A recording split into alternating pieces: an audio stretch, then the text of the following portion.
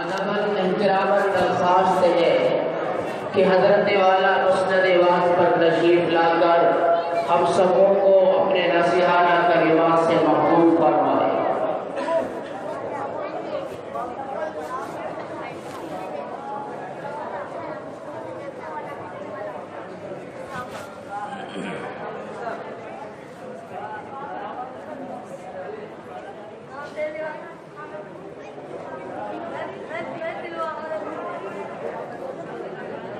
بسم اللہ الرحمن الرحیم الحمد للہ حمدا کثیرا طیبا مبارکا فیہ مبارکا علیہ کما یحب ویرضی ربنا جل جلالہ عما نوالہ۔ اعوذ باللہ من الشیطان الرجیم بسم اللہ الرحمن الرحیم انما یخشی اللہ من عبادہ العلماء۔ وقال النبي صلى الله عليه وسلم العلماء ورثة الأنبياء أو كما قال عليه الصلاة والسلام۔ تیرے فوٹو کے زمانے کی برائی کیسی، تیرے فوٹو کے زمانے کی برائی کیسی، ایک قطرے کی سمندر سے لڑائی کیسی، اپنی بگڑی ہوئی اولاد پہ رونے والے ذرا سوچ کھلائی ہے اس کو کمائی کیسی۔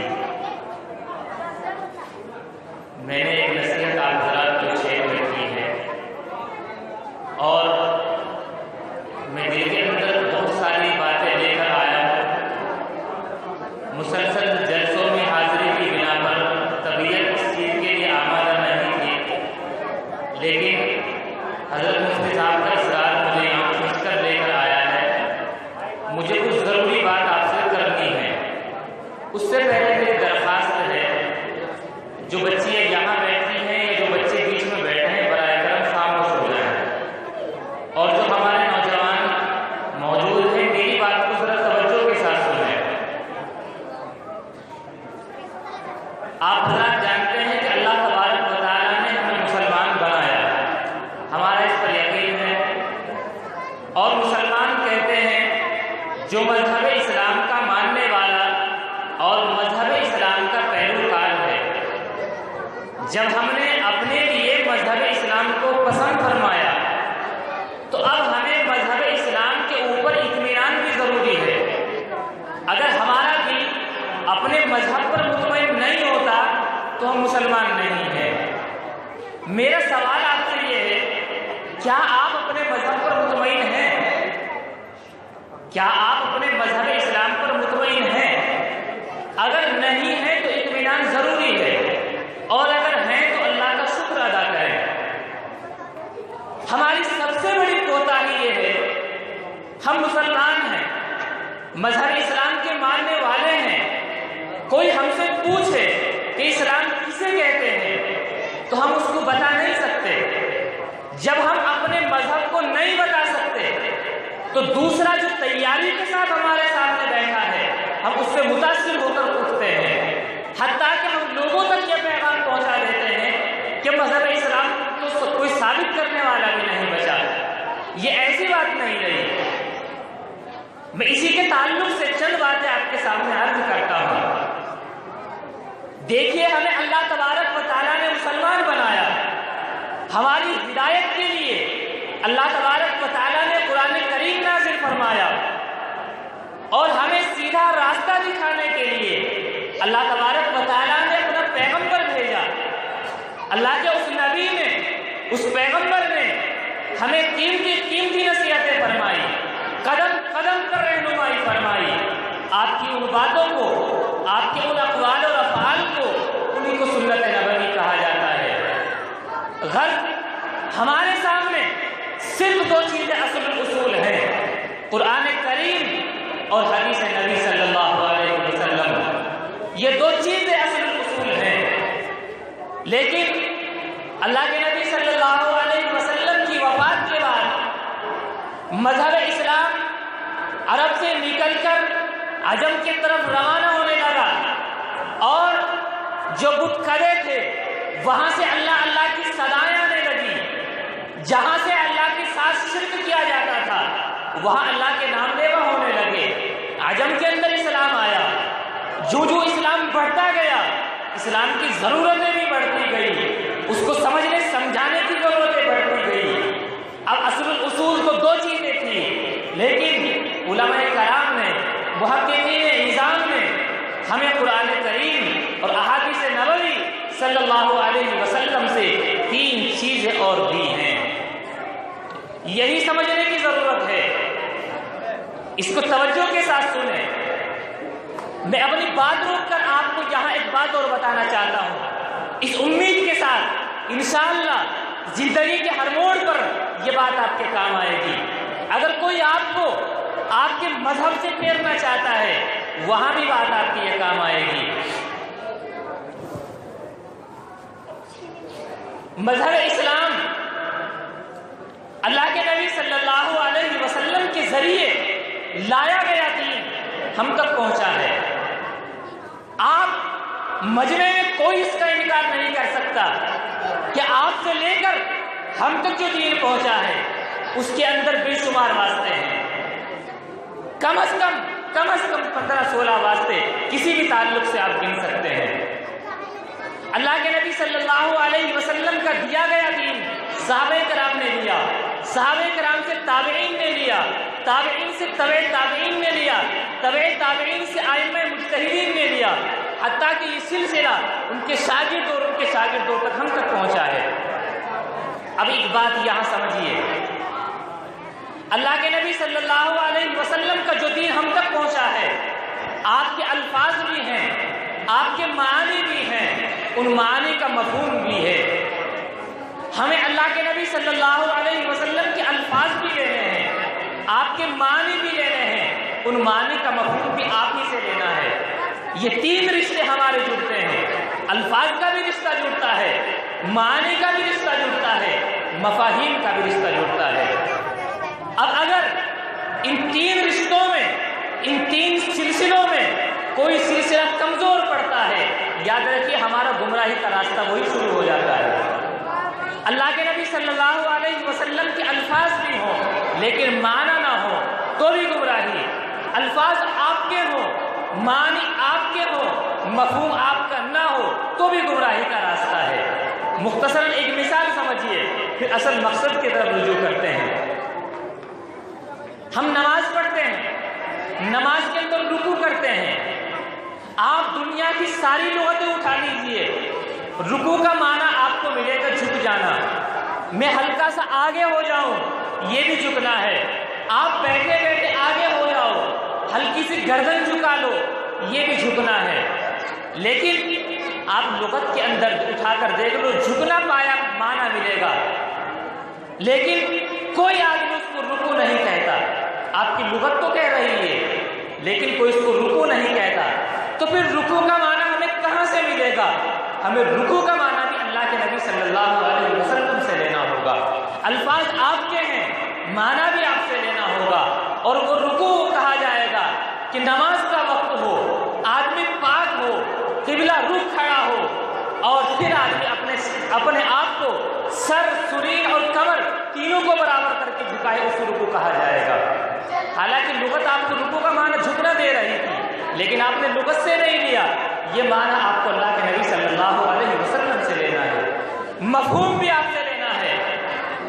اور وہ اس طریقے پر کہ آپ کہیں چلے جاؤ, یہ بھی گاؤں ہے جو لوگ قرآن کو نہیں جانتے, حدیث کو نہیں جانتے, آپ ان کے سامنے اس رخ کھڑے ہو کر اپنا چہرہ جھکا کر یہ کہہ دو کہ میں رکوع کر رہا ہوں. وہ آپ کے ساتھ گالی گلوچ زیادتی تو کر سکتے ہیں لیکن اس بات کو نہیں مانیں گے کہ رکوع ہے. کیوں؟ اس لیے کہ مفہوم آپ نے بدل دیا. مفہوم بھی وہی لینا ہوگا جو رکوع کا مفہوم اللہ کے نبی صلی اللہ علیہ وسلم نے سمجھایا ہے. ہمیں الفاظ بھی اللہ کے نبی کے لینے ہیں, معنی بھی اللہ کے نبی کے لینے ہیں, مفہوم بھی اللہ کے نبی کا لینا ہے. یاد رکھیے باطل فرقے, باطل طاقتیں جو ہمارے درمیان آتی ہے, مسلمانوں کو گمراہ کرنے آتی ہیں, وہ الفاظ اللہ کے نبی کے پیش کرتے ہیں, معنی کسی نہ کسی درجے میں آپ کے پیش کرتے ہیں لیکن مفہوم بدل دیا کرتے ہیں.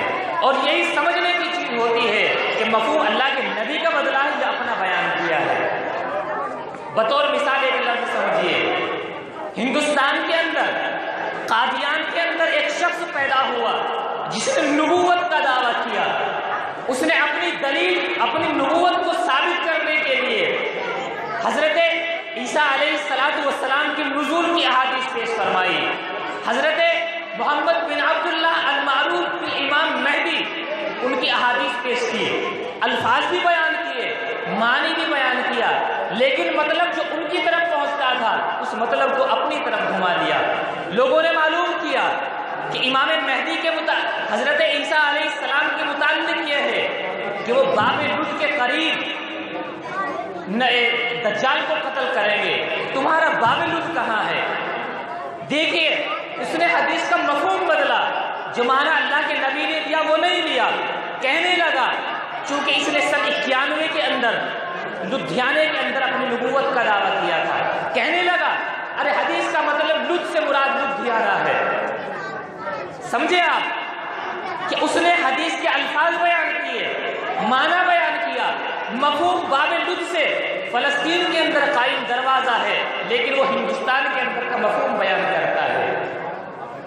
اس وقت دنیا کے اندر باطل طاقتیں بہت پنپ رہی ہیں. باطل طاقتوں نے دیکھا کہ مسلمان اسلام کو نہیں چھوڑ سکتا، وہ اللہ کے نبی کے نام پر جان دے سکتا ہے، تو انہیں گمراہ کیسے کیا جائے. یہ پروپیگنڈا اپنایا کہ ان کے عقیدے کو خراب کر دیا جائے، احادیث بیان کی جائیں لیکن مطلب بدل دیا جائے. جب مطلب بدل جائے گا عقیدہ خود بخود بگڑ جائے گا. جب عقیدہ بگڑ جائے گا تو آگے کوئی گنجائش نہیں بچتی، کیونکہ کہا جاتا ہے کہ عقیدہ اسلام کی بنیاد ہے، اسلام کی جڑ ہے، اور ہمارے تمام پورے کے پورے مذہب کی ہمارا عقیدہ ایک روح ہے. اگر روح نکل گئی تو جسم کسی کام کا نہیں بچتا ہے. اس بات کے بعد مختصراً اپنی اصل بات پر آتا ہوں. میں بیان یہ کر رہا تھا کہ اکابرین نے، جو لوگ قرآن اور حدیث کے علم سے پیوستہ ہیں، انہوں نے قرآن حدیث سے اصول نکالے اور ہماری زندگی کو 3 حصوں پر تقسیم کیا. ایک حصہ ہماری زندگی کا وہ ہے جس میں ہماری زندگی میں پیش آنے والے تمام کے تمام مسائل ہیں. کہیں نماز کے مسائل ہیں، کہیں روزے کے مسائل ہیں، ہماری خریداری اور تجارت کے مسائل ہیں. غرض صبح سے لے کر شام تک پیش آنے والے تمام مسائل ہی مسائل ہیں. اس کے لیے انہوں نے ایک علم مرتب کیا قرآن حدیث سے محفوظ کر کے، قرآن حدیث سے نکال کر، جسے علم الفقہ اور علم اصول فقہ کہا جاتا ہے، تاکہ امت کی رہنمائی ہو، امت کی رہبری ہو. اس لیے ایک علم قرآن حدیث سے نکال کر دیا. دوسرا علم، چونکہ انسان کا دل ظاہر سی بات سے قلب کہا جاتا ہے، جس کے معنی آتے بار بار الٹنا پلٹنا. کبھی دل کہتا ہے یہ کام کر لو، کبھی کہتا ہے نہ کرو، اسے اطمینان نہیں ہوتا.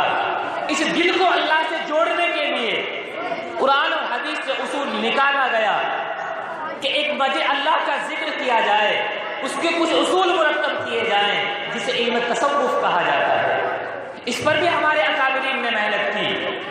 تیسری چیز جو نکالی، جو اہم ہے، اصل ہے، وہ ہے ہمارے عقیدے کی اصلاح. عقیدے کی اصلاح کے لیے بھی اصول مرتب فرمائے.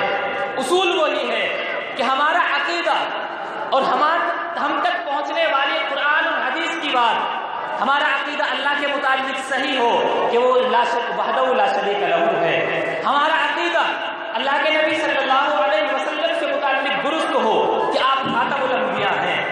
اللہ نے جو نبوت جو سب کو دے دے کر اب کچھ بچی ہوئی تھی، جتنی بھی بچی تھی، اس کو کچھ میں سے کچھ روکا نہیں، ساری کی ساری اپنے محبوب کو دے دی.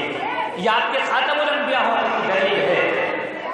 ہمارا عقیدہ یہ اس طرح درست ہو، اور پھر ہم اپنے مذہب کے پیروکار اس طرح ہوں کہ ہمیں اپنے مذہب پر پورا اطمینان ہو. اور اطمینان کے لیے یہی 3 چیزیں شرط ہیں کہ آپ اگر قرآن کی بات کر رہے ہیں، حدیث کی بات کر رہے ہیں، تو آپ الفاظ بھی وہی لیں گے، معنی بھی اللہ کے نبی کا لیں گے، مفہوم بھی اللہ کے نبی کا لیں گے.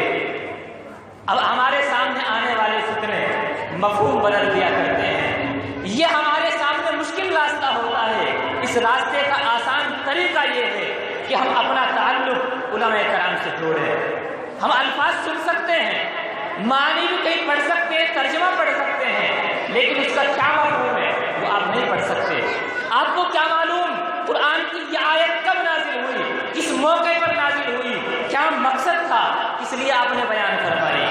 ہو سکتا ہے اسی کے متعلق دوسرے مفہوم کی آیت بھی نازل ہوئی ہو، یا اس کے مخالف کوئی دوسری حدیث بھی ہو، وہ کب نازل ہوئی، اس مفہوم کو سمجھنے کے لیے علوم کے سمندر اور علماء کی ضرورت ہے۔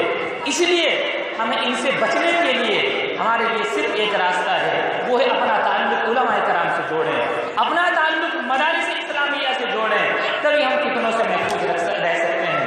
ورنہ ہم نے مشاہدہ کیا، ہمارا واسطہ پڑا، ہم نے دیکھا کہ باطل طاقتیں قرآن اور حدیث سے اپنے حق ہونے کی ایسی بڑی بڑی دلیلیں پیش کرتی ہیں کہ عام آدمی چکر کھا جاتا ہے۔ وہ کئی مسلم شریف کی روایتیں پیش کرتے ہیں، اور ایسی روایت جس میں کسی کا کلام نہیں، لیکن مفہوم بدل دیا جاتا ہے۔ یہ مفہوم آپ کو صحیح اگر ملے گا تو وہ علماء کرام سے ملے گا۔ میں زیادہ وقت نہ لیتے ہوئے بس آخری بات یہی کہتا ہوں کہ قرآن اور حدیث پر عمل اسی وقت صحیح مانا جائے گا جب ہمارے الفاظ بھی اللہ کے نبی کے ہوں، معنی بھی اللہ کے نبی کے ہوں، مفہوم بھی، اور اس